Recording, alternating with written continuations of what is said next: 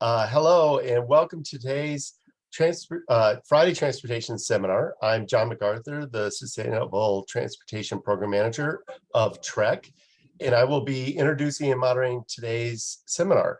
I'm going to apologize ahead in advance. I've been having a cold, so if I cough, I do apologize for that. Thanks. Our Friday transportation seminars have been a tradition since the year 2000. Starting in the fall term, these seminars will be once again held live on Portland State University's urban campus, located on the ancestral homelands of the Multnomah, Quathlamet, Clackamas, Tumwater, and Watlala bands of the Chinook, and the Tualatin, Kalapuya, and many other indigenous nations of the Columbia River. It is important to acknowledge that we are here because of the sacrifices forced on the indigenous ancestors of this place. Remember these communities and honor their legacies, lives, and descendants. Next slide. Today, we are pleased to have Gabby, Abou-Zeid, and Alan Greenberg presenting on the impacts of city-level parking cash out and community benefits, the commuter benefits. Gabby is a transportation data specialist at ICF, supporting local, state, and federal clients in the areas of TDM, TSMO, public transportation investments in transportation and land use intersections, especially related to parking and sustainable mobility. She is a proud PSU alum with a MS in civil engineering, civil and environmental engineering with a transportation emphasis, and currently resides in Tucson, Arizona, where she started her transportation research journey beginning while researching walkability. Alan Greenberg has analyzed and advocated for sustainable United States transportation policy from both inside and outside the government for over 25 years. As a senior policy analyst at the Federal Highway Administration, Alan cultivates, develops, and manages transportation demand and pricing pilot initiatives and research, including projects related to parking, cruising, pricing, management, and policy. Alan holds a master's in urban and regional planning and a BS in public policy and management.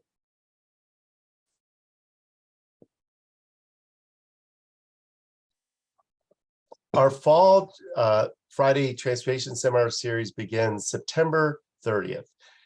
The fall series will be held in person as well as being live streamed and recorded in the room 269 in the Vanpool building on the Portland State campus. And for the most update information on upcoming seminars, you can visit the Friday Transportation webpage. And here is a preview of some of the speakers in the fall series. We're really looking forward to the fall series, and we have some great speakers ahead of. So as an overview of today's seminar, you can expect our speakers to present for about 40 minutes, followed by a Q&A. We will be receiving questions through the Q&A feature on your control panel, and we'll ask them at the end of the presentation. If we run out of time for all your questions, we will give our speakers opportunities to email written responses for any of the questions left unanswered. We have enabled closed captioning, but you must click on the CC feature on your control panel to view them. We will be recording today's webinar and will be available on our website later today, along with the presentation slides. If you are tracking professional development hours, this webinar is eligible for 1 hour of continuing education credit. With that, I will hand it over to Gabby and Alan. Great, thanks, John. Let me steal the screen away. Get us set up here.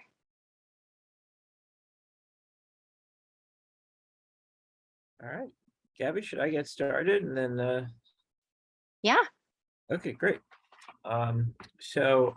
Delighted to be here, John. Thank you so much.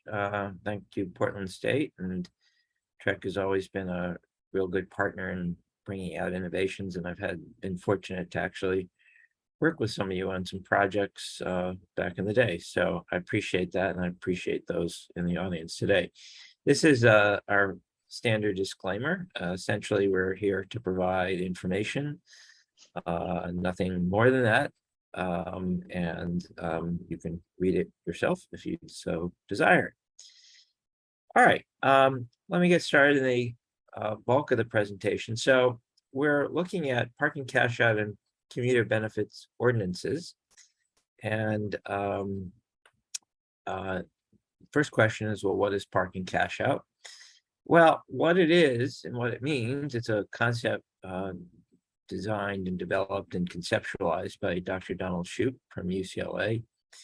And because parking is so ingrained in expectations of employee benefits in many instances, and it would be very difficult to take away, and the federal tax code allows it to be provided with very under very tax favorable conditions. The idea is, well, if it's hard to take away, what if instead you make sure that when employers provide it, they provide their employees equivalent value of the parking based on its market value. And that's essentially what parking cash out is. Some portion of the benefit can be taken as a tax-free commute mode. Tax-free meaning it's defined by the federal tax code as not incurring any taxes to provide it, tax burdens for employers or employees to either provide or use it, and that would apply to public transit and van pools. And the rest would be taken as taxable cash. So that's the core of what we're looking at, and then we're going to look at variations of that policy as well. So why are we so excited about sort of this strategy? Well, Dr. Shoup did some really good research. Actually, my recollection was a lot of it occurred a long time ago, back in the 80s, but there were sites in the LA region, work sites that were very similar in terms of their locations and who they were employing, but some offered something akin to parking cash out, while others just gave parking without on its own. And we saw significant differences in single occupancy vehicle commute rates and commute vehicle miles traveled as a result. So that's kind of, you look at those numbers, those are really big, and it's hard to get them through really other strategies. So more broadly, what is it we're looking to do? We're looking to incentivize drivers by repricing.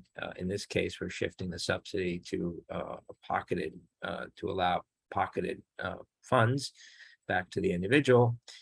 And core of our analysis is what kind of response do people give or from a price change. And we did pretty extensive literature review, and it seems to converge on a value of negative, on the price elasticity value of negative 0.3, which essentially means that if you double the price, you are getting a 30% reduction in travel. If you double the price of traveling.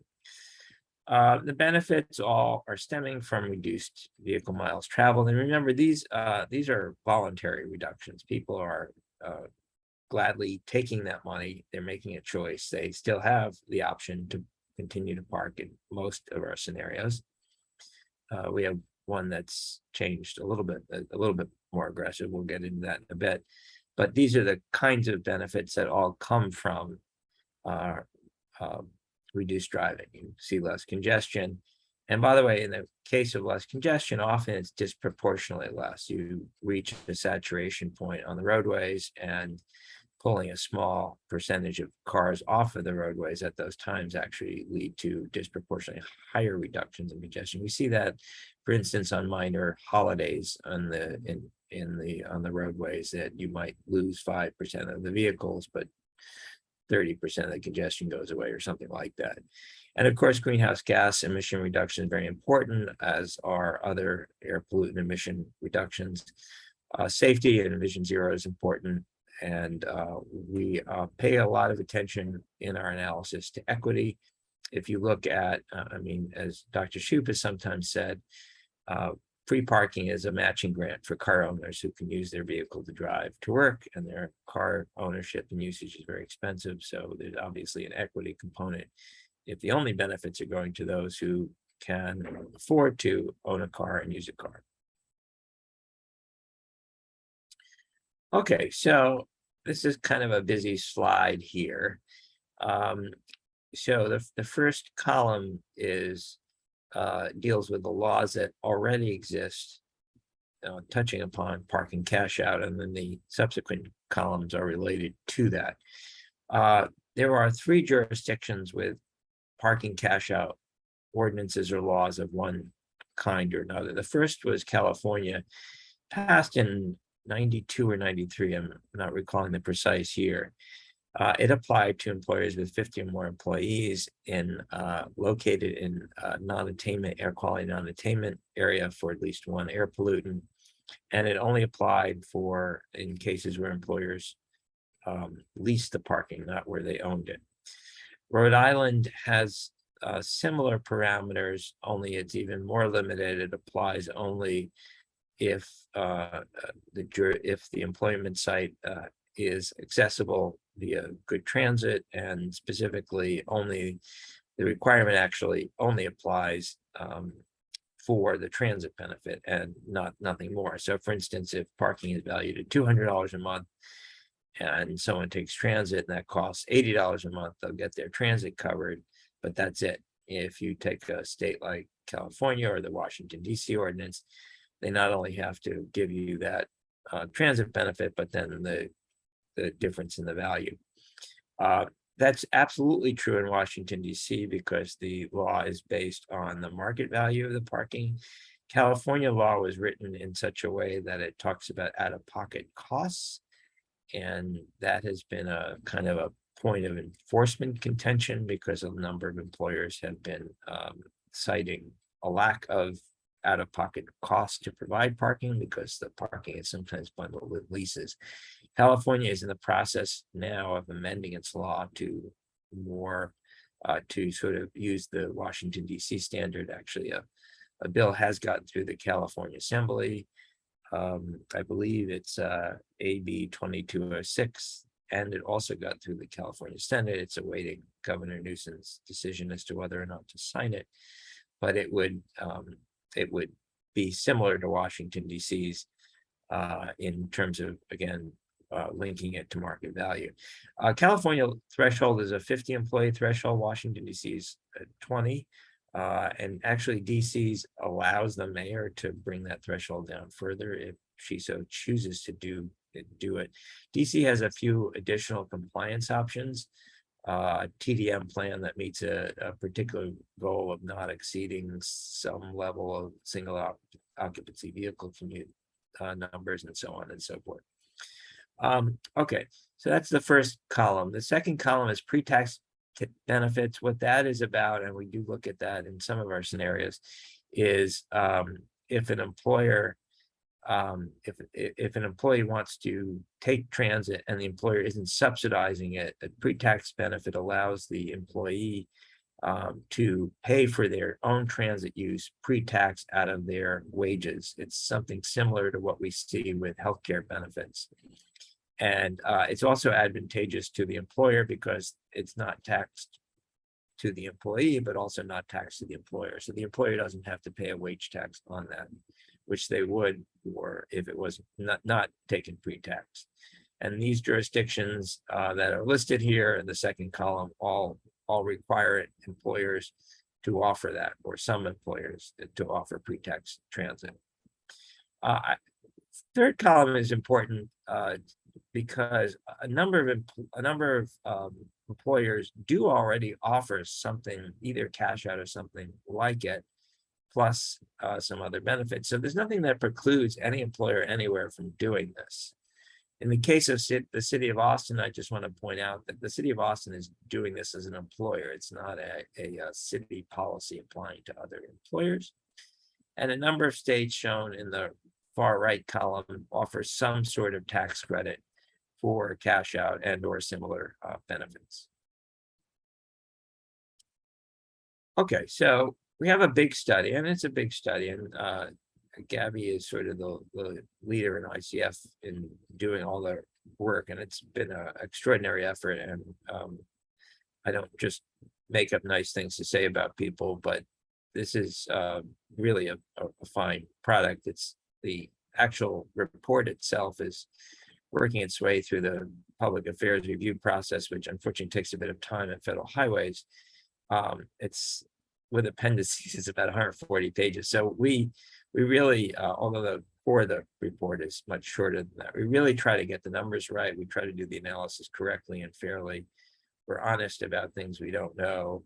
We make kind of reasonable estimates and evaluations, and we do some tests of resiliency of the results by looking at some things.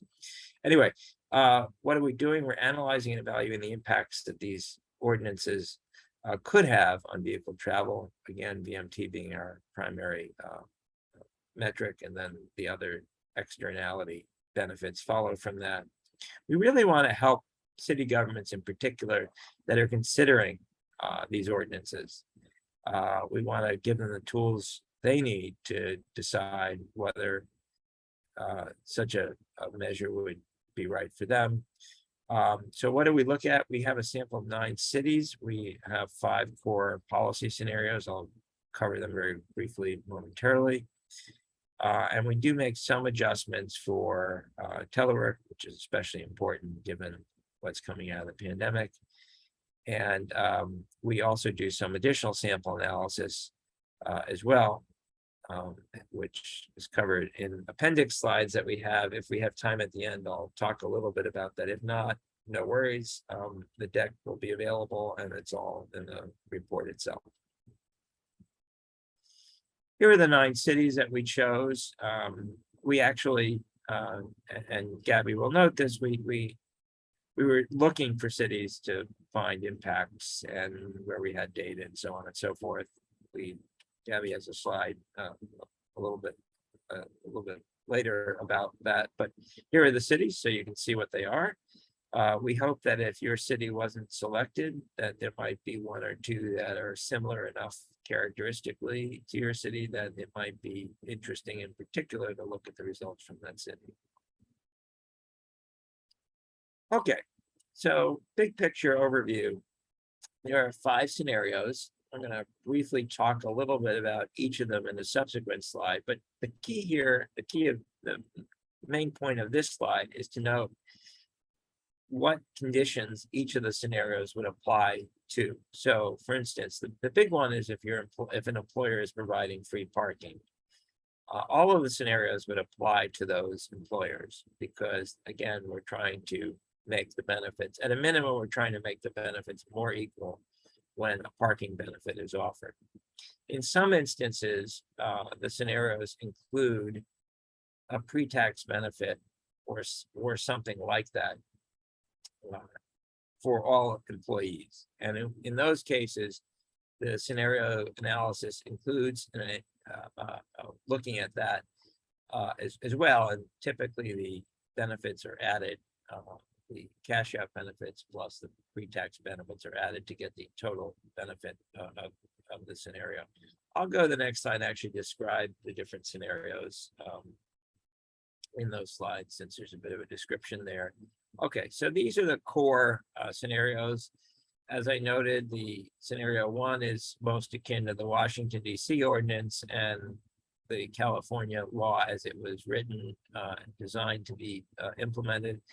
The scenario 2 is most akin to the Rhode Island law. Again, scenario 1 is sort of straight monthly parking cash out. You offer parking, you need to offer the equivalent value based on the market value of the parking. Scenario 2 is you would have to offer a transit vanpool, tax-free transit vanpool benefit up to that level, but it's only used if the employer's commute is via that mode and up to the cost of that mode, and no cash is added on top of that. So that's sort of what I call scenario 2, I call cash out light.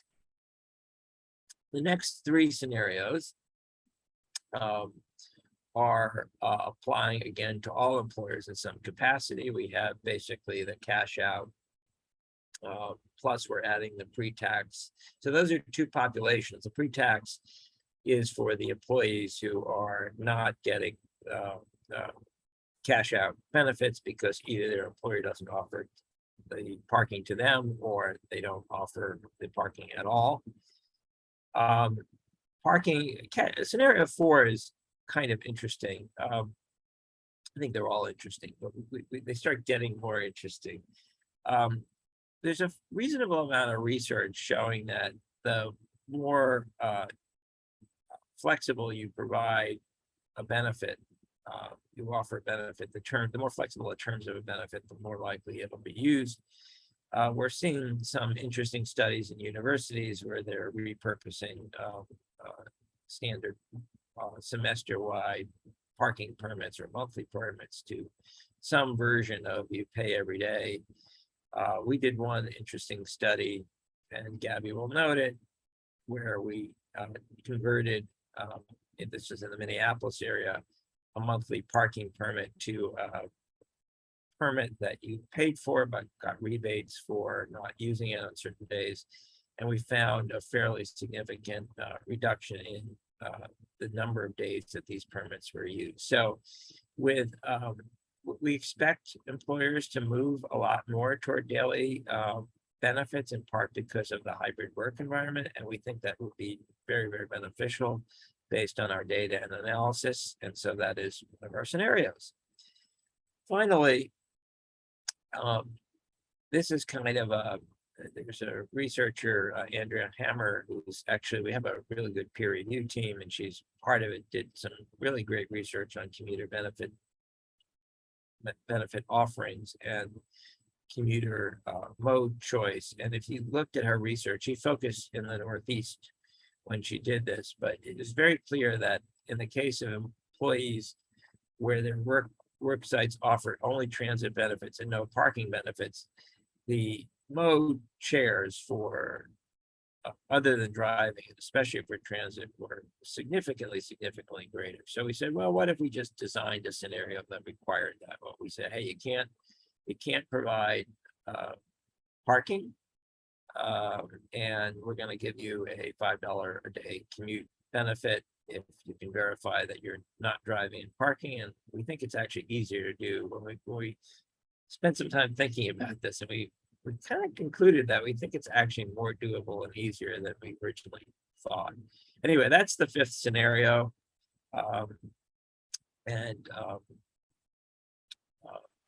So what are our inputs to the model? Well, we are looking at, actually, I think this is where you start. Yeah, I can hop in now. Okay. Thanks, Alan, for setting thank us you. up. And I often feel like the context is really exciting.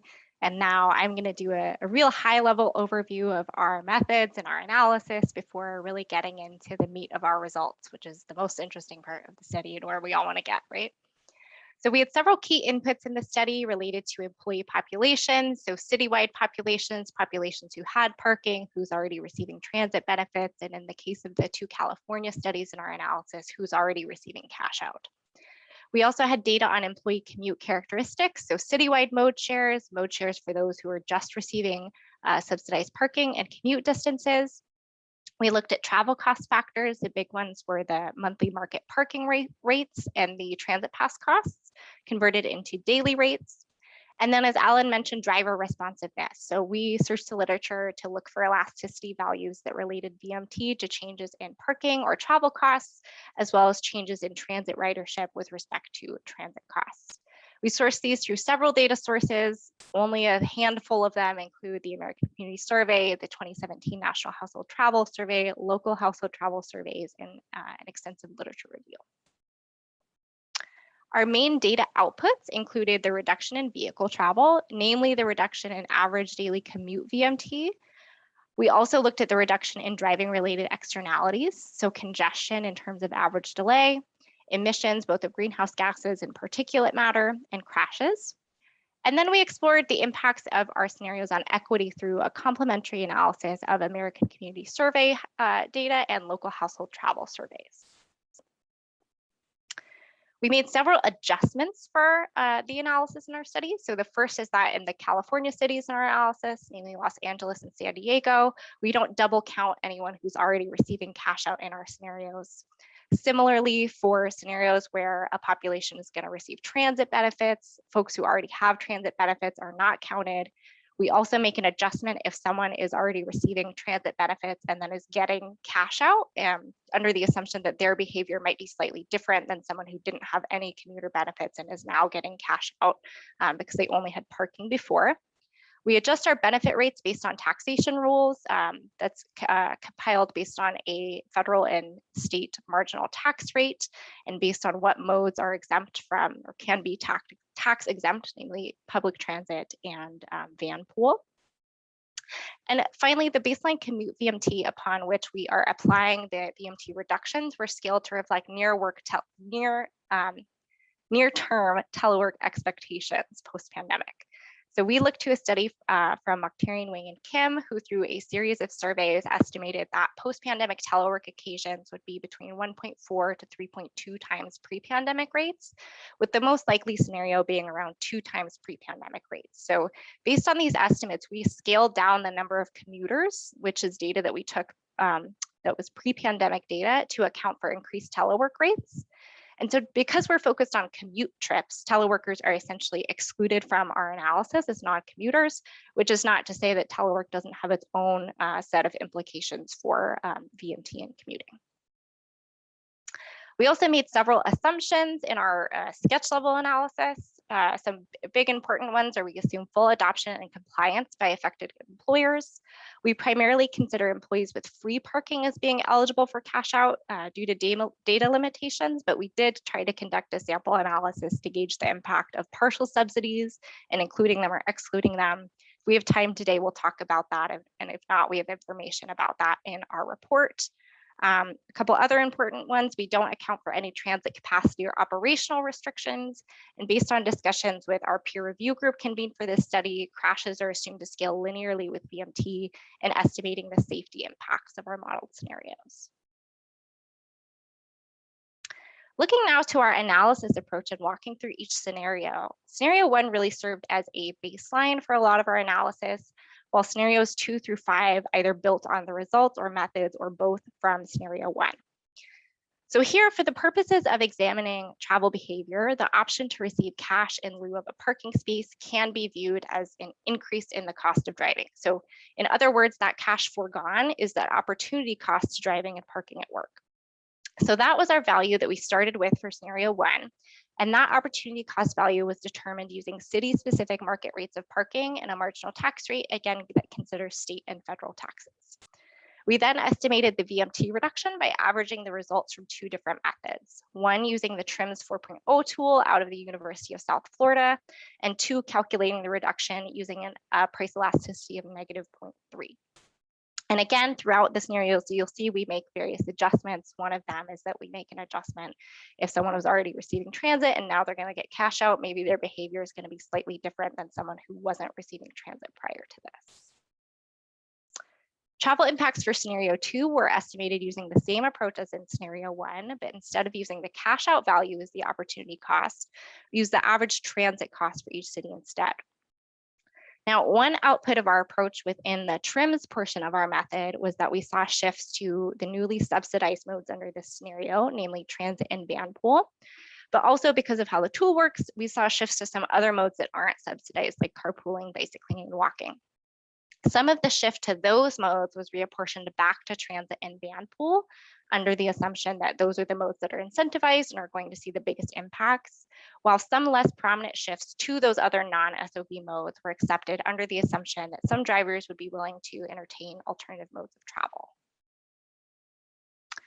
Scenario 3, again, offers monthly parking cash out to employees who have free workplace parking. Scenario 4 offers that daily cash out option.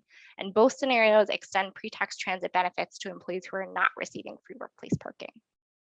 The pre-tax transit benefits offered to employees under these scenarios reduces your transit trip costs through the experienced tax savings, or the average price of transit multiplied by the marginal tax rate.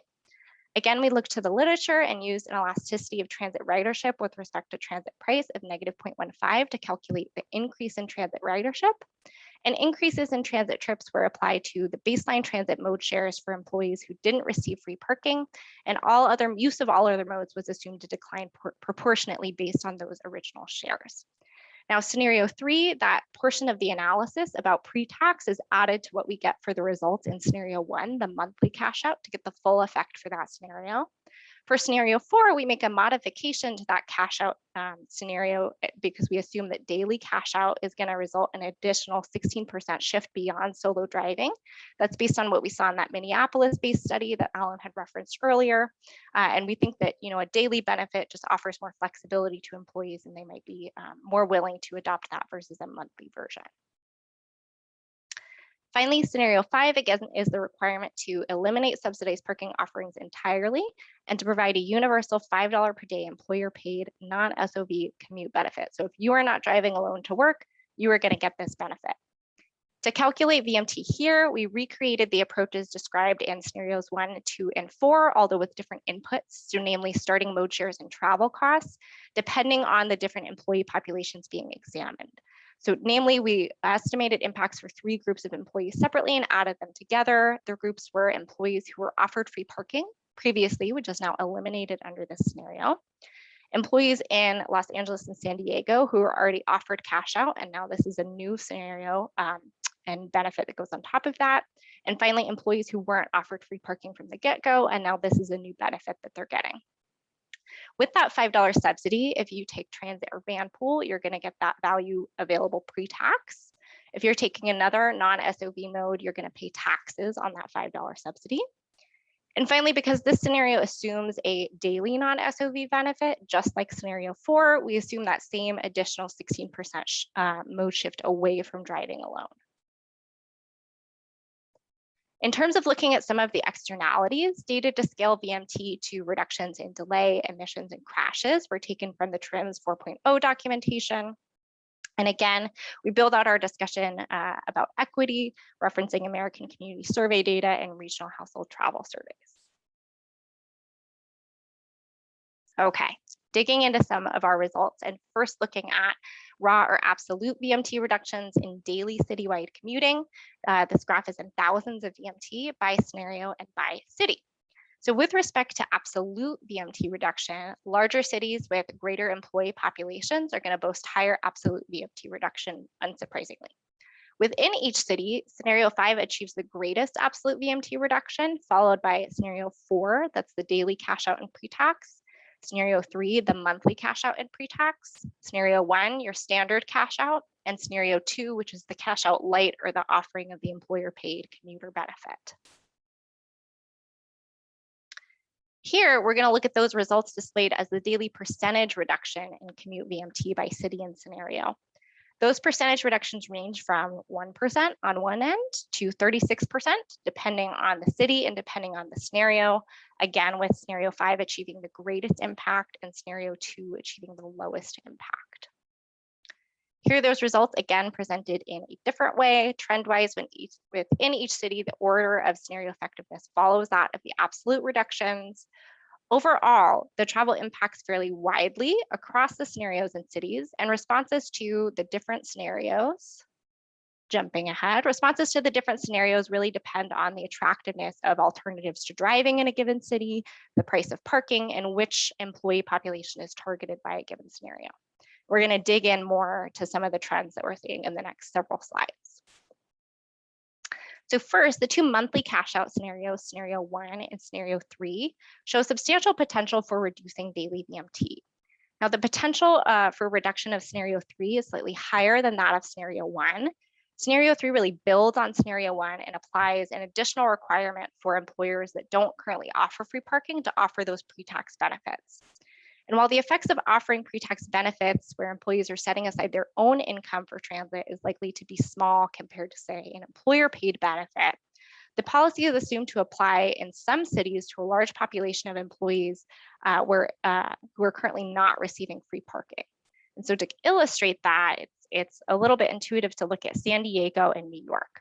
So in San Diego, we estimate roughly 88% of employees are receiving free parking and would thus be eligible for the cash out portion of the scenario under scenario 1 and scenario 3.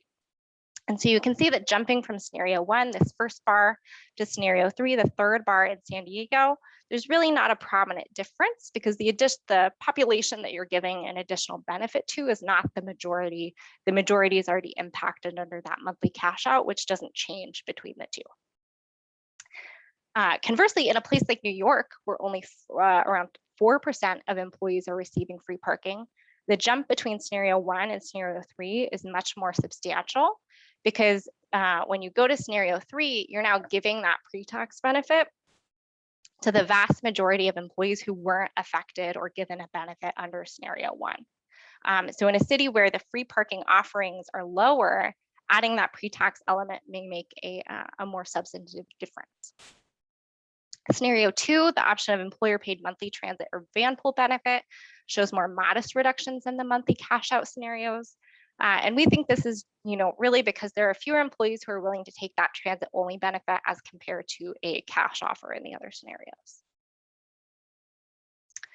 Scenario 4, which is daily cash out and pre-tax, shows greater reduction potential than scenario 3. This is really by design because we are assuming that if employees are offered a daily cash out, which is more flexible than a monthly option, more employees are going to take the offer and reduce their driving. We can see a similar situation kind of comparing cities between the effectiveness of those two policies. So in New York, where the majority of the population is receiving the pre-tax benefit, the jump between scenario 3 and 4 is not that substantial because only a small proportion of employees are on the cash out end and would have a difference between scenarios 3 and 4 going from monthly to daily cash out. Conversely, in somewhere like San Diego, where the majority of employees are on the cash out end, they're going to shift from monthly to daily cash out between the two scenarios, and you see a much bigger difference in the outcomes between them. Finally, scenario 5, that's again the requirement that employers eliminate subsidized parking entirely and provide that universal $5 daily benefit for those who aren't commuting by a single occupancy vehicle. Has the greatest reduction potential in all cities. Likely because it does 3 things. It eliminates parking subsidies entirely. It offers equal non-SOV commute benefits for all modes, all non-SOV modes, regardless of if employees previously were receiving free parking or not. And it offers the benefit as a flexible daily one. So it kind of packs a punch in terms of effectiveness that way. Now, looking at some of the externality results in first at delay. So while we look at VMT relative to commute VMT in terms of percentage reduction, when we look at delay, we're looking at that relative to all peak period delay and what's happening. So you can see the changes in vehicle hours of delay across the scenarios generally follow the VMT patterns exhibited. So scenario 2 on the low end, scenario 5 on the high end. That makes sense because they're derived from those VMT reduction estimates. But scaling that up to an annual measure, just to kind of see the impact, we did that for scenario 1 and scenario 5. It really illustrates that there is significant delay reduction potential, particularly for cities with the largest employee populations analyzed, like New York, scenario 5, Los Angeles, and Houston.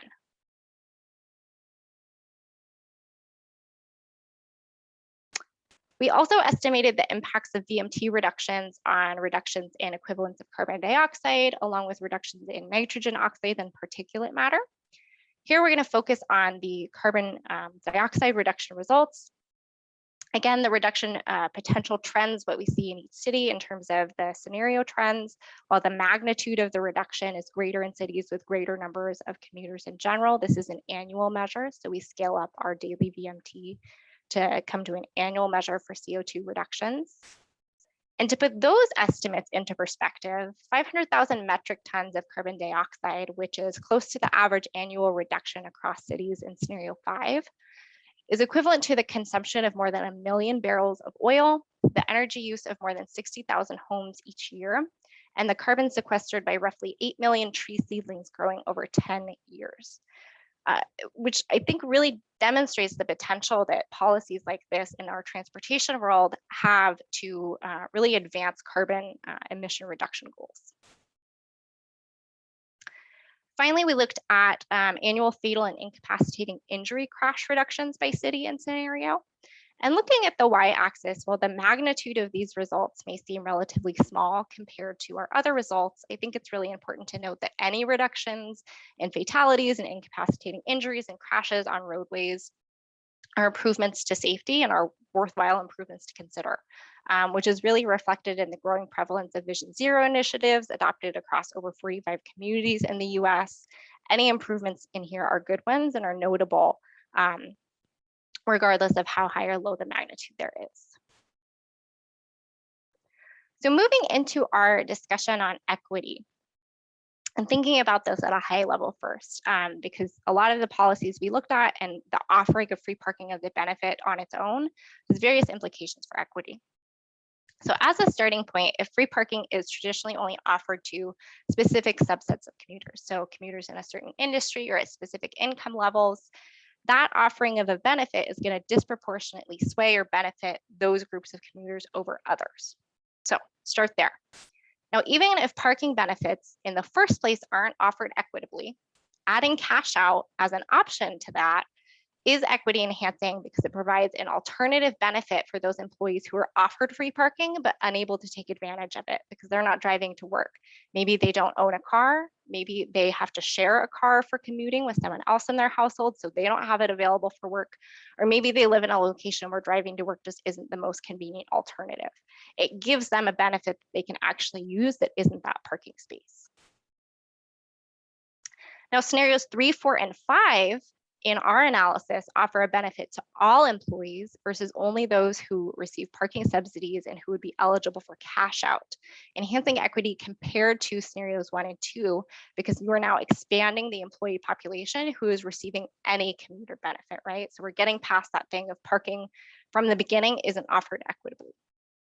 Now, the pre-tax transit benefits offered in scenarios 3 and 4 may be offered, but they might not be realized by employees who are unable or unwilling to commute via those modes. So just because someone is offered the benefit doesn't mean that they're going to be able to see value from it if they can't commute in that way. So taking all that together, we think the proportion of employees able to realize a benefit, especially employees who have previously been underserved, is expected to be the greatest under scenario 5 with that universal non-SOB commute benefit. This is particularly important to consider given that in general, the lowest income households exhibit lower rates of vehicle ownership and higher rates of walking or biking commutes compared to higher income households. If those commuters can't switch from walking or biking to another mode, and they don't receive workplace parking subsidies, so they wouldn't be eligible for cash out, they're going to receive the greatest benefit out of scenario 5. They're going to actually get something cash that they are going to be able to use that they don't get in any of the other scenarios.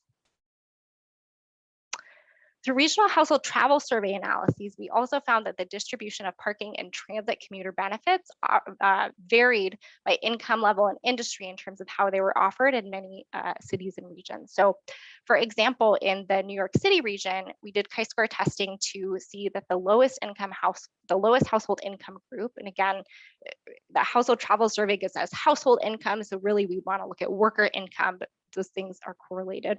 But the lowest household income group experienced lower rates of free parking offerings across all sectors. So policies that are going to expand offerings to commuters, other than those who have free parking, in our analysis, that would be scenarios 3 through 5, would have positive equity implications for that group in terms of expanding the benefits that are offered.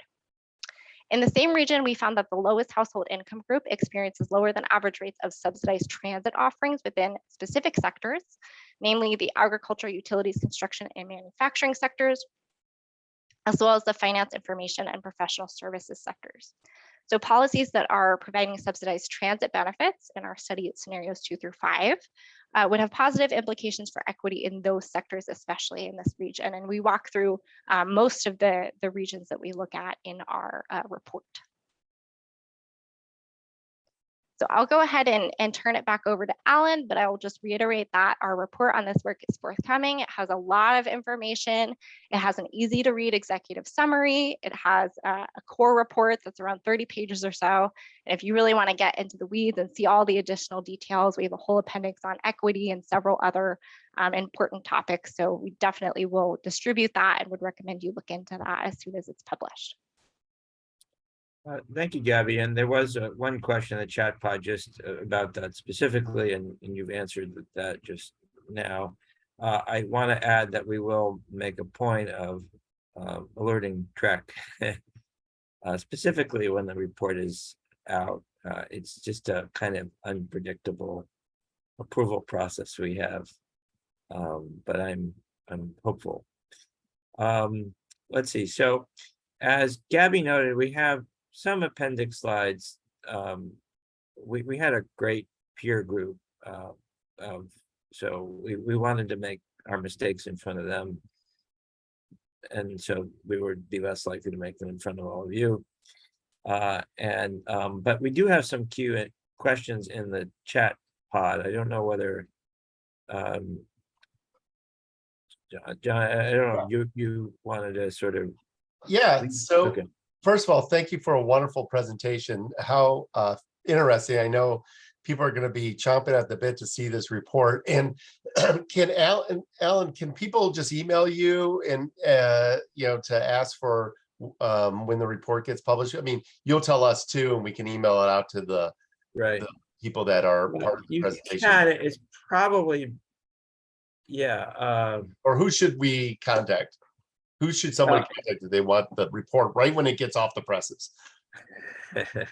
Well, I to be honest, I worry that I'm not so well organized that I'm going to remember all the short answer is we're committed to giving it to the folks who host webinars for us. So so you would get it right off the presses. And, and if you have the distribution for the attendees here, it would be great. So we'll try to make that happen for at least the people that sign up for this. That would be perfect. Thank you. Okay, so for those viewing, please feel free to submit questions. We have some here, and one I just start off because I think it's a good question here is around, hey, you picked these 9 cities. I think one individual pointed out that they were quite large cities. Not like, how should a mid-sized city think about this? And then I guess more importantly is, if your city's not on here, how should you think about this? Or is there, I mean, are you all maybe developing a tool that we could input our own data and they would spit this out, or what? Well, let me take that one, if I may. So we were looking for cities that we thought would have significant impact. So we weren't, but we were also looking at cities that had the data that we wanted. Some have better data, some a big data source are these commute surveys. And sometimes they ask questions that are spot on to what we need to know in terms of the benefits individuals get. Sometimes not so much. And when it's in the not so much category, we kind of have to figure out, well, is the answer good enough? And we're pretty clear in the report about all those circumstances.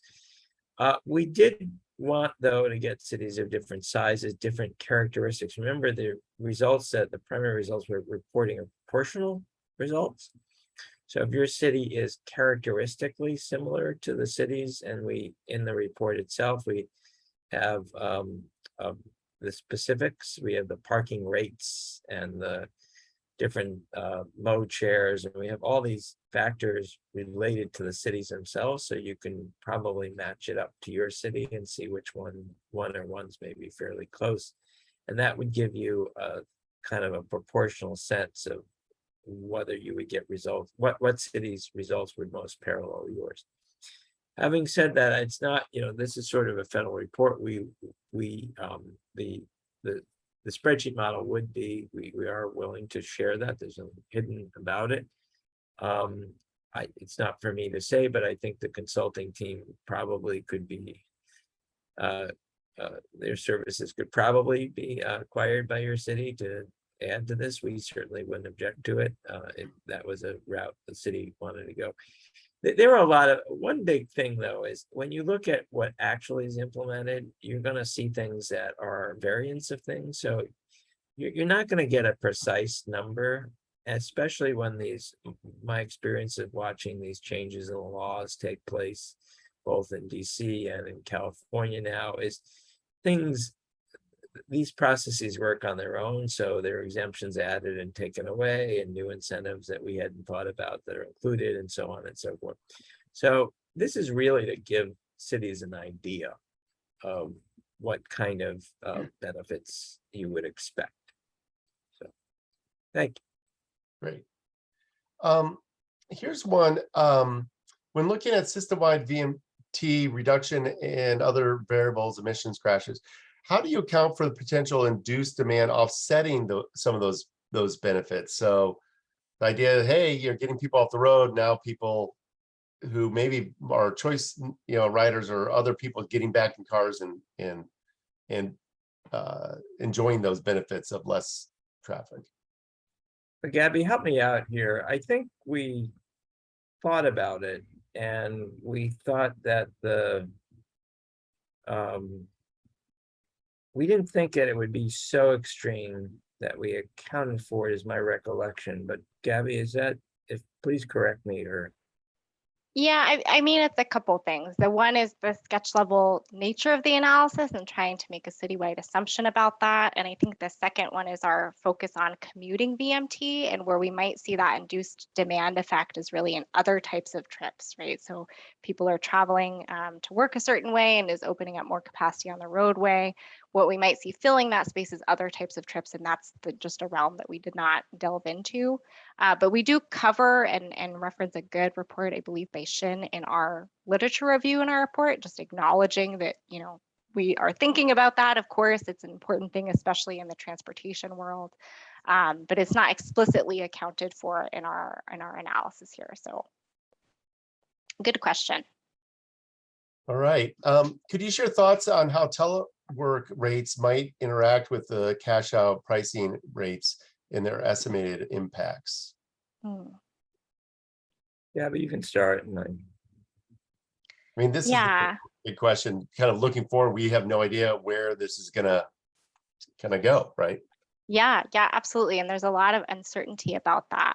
I think one thing that we discussed a lot with our peer review group is really elevating or, making this assumption about the daily cash out option being much more flexible, especially as telework rates rise. We're looking at kind of a typical day in terms of commuting. And so obviously there's lots of uncertainty about how many people are going to be teleworking and how many instances per week they're going to be doing that.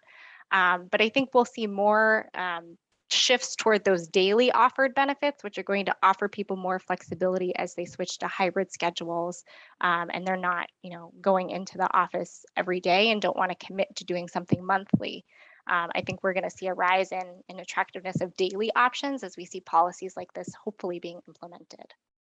And as Gabby, you did mention in your presentation, but just a reminder, we're looking at reductions based on the numbers that we think. It's a proportional reduction based on the numbers that would otherwise be commuting. So if we've got the amount of telework wrong, if it becomes higher or lower, then your proportional impact should be the same, but the baseline from which those numbers come would be different. Okay. Well, we have a question from Donald Shoup here. Can you predict the results of DC's parking cash out law, and will you be able to measure the results of the law after it's implemented? DC is one of the cities, so you could look at the scenario. Actually, I don't know how quick it is to flip to that, but we have scenario 3 essentially is DC's law.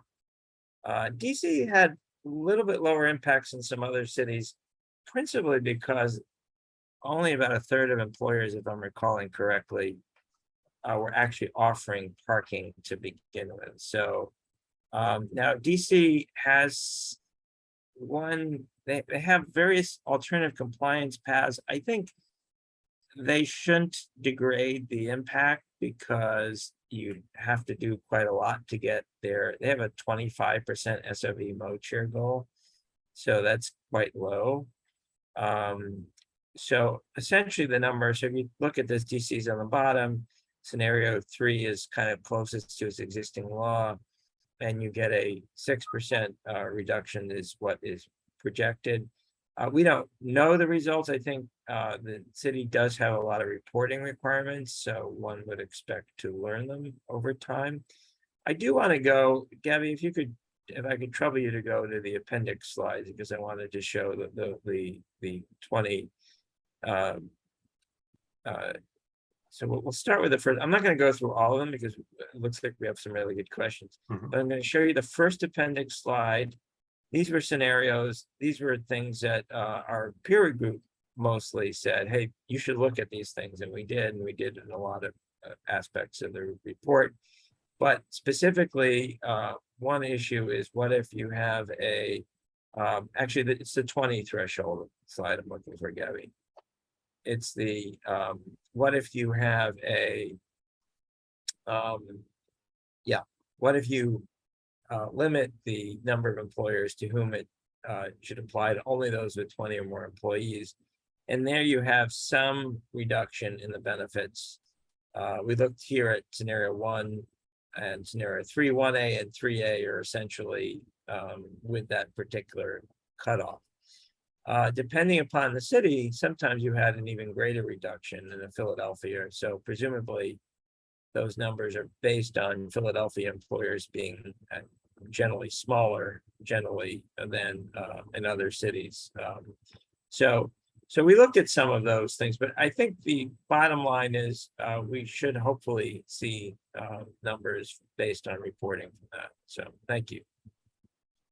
All right, I'm going to put two questions here together, kind of, talking about implementation side of things. One, are you going to, can you discuss or does the report discuss any of the best practices around enforcement, monitoring, to ensuring that these, get put in place? And then kind of like, what is the political viability of implementing the different types of scenarios? Gabby, I'll start, and if you want to add something, you're welcome to it. So we're deliberately, there are efforts afoot to assist in this area of implementation. The Association for Commuter Transportation, for example, I know is interested specifically in that. We're not, this is not an implementation guide. We put in our main report, we reference some sources of information related to implementation. And in terms of political viability, we're not really making that judgment for states and localities. I think it's a reasonable presumption, though, to say that the more you're asking and the more the change that you're that would be required, the harder it would be to do. And so part of what the report does is it gives you at least the numbers part of what the benefit would be, and it would sort of be up to the jurisdiction to weigh that. Yeah, and I'll just add, we definitely recommend looking to ACT and to other similar organizations who are really focused on that implementation piece. And as Alan mentioned, we don't prescribe anything related to implementation or enforcement in our report, but we do have two brief appendices, one where we point you to some sources, existing sources on implementation strategies, and another where we discuss kind of the cost component on the employer end. So we do point you to resources within the larger report. Okay. And one last question. And this could be, in the report, and it might be too much because we don't have a lot of time. Any characteristics on the volume of VMT analyzed and whether trips classified or generated by land use type? In terms of the volume, you can see that in the report. I guess you might have to do some working backwards to like look at the absolute reduction and what is the percent reduction to get where the starting point is. We may have a table that has the starting VMT in our report, and I think it's actually in the appendices. We have that for each city. We don't divvy up in terms of land use generation. It's not a travel demand model at that kind of granular level. We are only focused on commute trips, and presumably this would be the trip from home to work. I'll add, Gabby, that the trims tool does, there are different results based on local characteristics. Some of those will be reflected in pre-existing mode share, and the trims tool was used for some of our scenario analysis. Yeah, that's a great note. It does have some city-specific characteristics related to like density and land use mix kind of across the region in general to differentiate the mode shares that it's giving out to you based on that. And that tool, well, it's CRIMMS. It's the University of South Florida. It stands for something. I'm forgetting what it is. But... Great. All right. So thank you again so much, Gabby and Alan. And thank you all for attending this special summer Friday transportation seminar, the last one before we jump into the fall semester here. After this seminar ends, you'll have an opportunity to complete a brief survey of today's event. It only takes a couple minutes, and we really appreciate your feedback. And again, Gabby and Alan, thank you so much. Wonderful presentation. We can't wait to get the report and dive into some of the great findings that you had. So, and John, I know we're over time. I just want to say that I'm not avoiding people sending me emails. It's just if it's an email about a report that we might not have out for a month or two. Yeah. But if you have questions, any follow-up, any interest in sort of, I know a lot of people in this space, and I even if we're not doing the work, I could probably put you in touch with someone who's doing something of interest. So I really appreciate the opportunity to work with our terrific team, Gabby leading that, our peer group, and of course, Trek for hosting this. Yeah, thanks so much. Great. Well, everyone have a fantastic weekend. Yeah, you too. Bye.